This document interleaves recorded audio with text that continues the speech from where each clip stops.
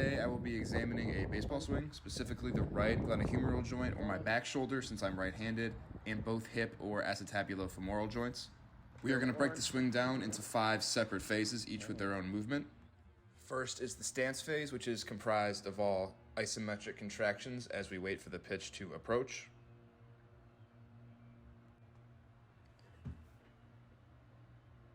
Next phase is the stride phase. Not a lot of movement again at my back hip, but my front hip goes into flexion and externally rotates a bit while my back or my right shoulder adducts slightly, as we can see here. There's the flexion as the foot approaches the ground. The shoulder moves up.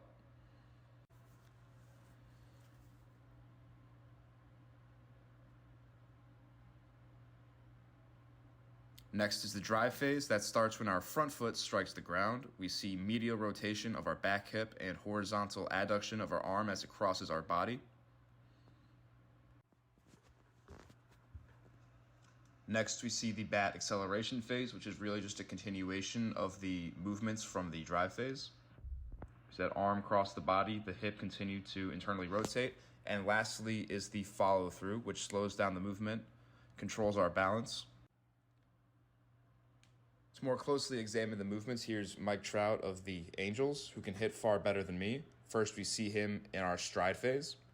We see that flexion and external rotation of that front hip, leading to a concentric contraction of several muscles, including the gluteus maximus, psoas major, rectus femoris, iliacus, and sartorius, while our adductor magnus, brevis, and longus are all passively lengthening. Up at our shoulder, where we see that slight abduction, our concentric contraction is occurring in the lateral deltoid while the lats and teres major passively lengthen. We see the foot strike the ground as we see our back hip begin to internally rotate, leading to a concentric contraction of our adductor magnus, brevis, and longus, as well as our pectineus and gracilis, while our glute medius passively lengthens.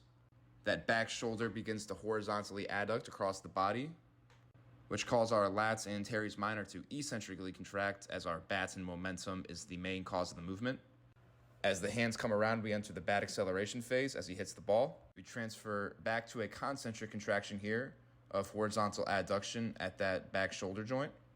We see our pec major and anterior and lateral deltoid contract concentrically, while our lats and teres minor passively lengthen. Here we see the follow-through beginning, meaning we get an eccentric contraction at our back shoulder in our lats and teres minor. Here's an example of a left-handed swing. The same movement is occurring, just on opposite sides of our body. Here's that stride phase.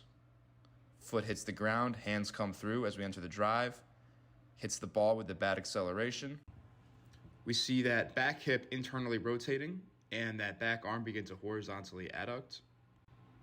And finally, once we hit the ball, we end up back in the follow-through phase, again with our lats and teres minor eccentrically contracting to slow the movement down.